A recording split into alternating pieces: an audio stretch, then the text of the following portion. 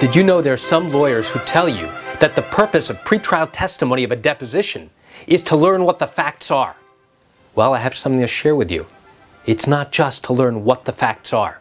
The attorney should know what they are. There's another key important reason why, and something that you do during the course of a deposition that can make the difference between winning or losing your case. You want to know what this is? Come join me for a moment as I share with you some great information. Hi, I'm Jerry Oginski. I'm a New York medical malpractice and personal injury trial lawyer practicing law here in the state of New York. The time to learn the facts is not at the deposition, which is pretrial testimony that's given under oath. You should know all the details, as many as you possibly can, from your investigation, from your client, from the medical records, about everything that went on. It's important during the course of questioning witnesses at their pretrial testimony to learn why things were done.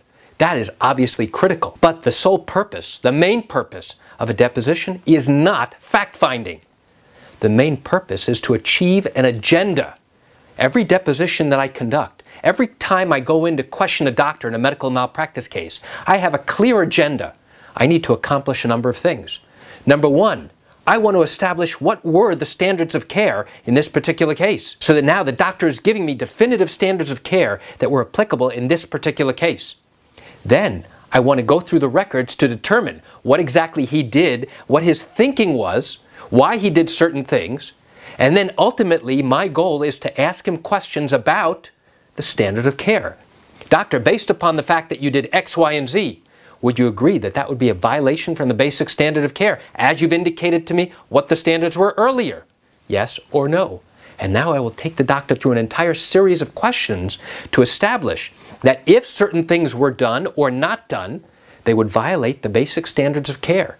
And who better than to tell me what the standards of care were but the doctor who was treating this patient? And if I've gotten the doctor to admit and acknowledge that there were violations from the basic standards of care that resulted in the patient suffering harm and injury, I am already halfway to accomplishing what I need to in order to show that we are more likely right than wrong.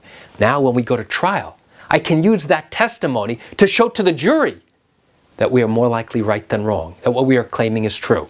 You know, I realize you're watching this because you've got questions or concerns about your own matter. Well, if your matter happened here in New York and you've got legal questions, what I encourage you to do is pick up the phone and call me. I can answer your legal questions. You know, this is something I do every single day and I'd love to talk to you.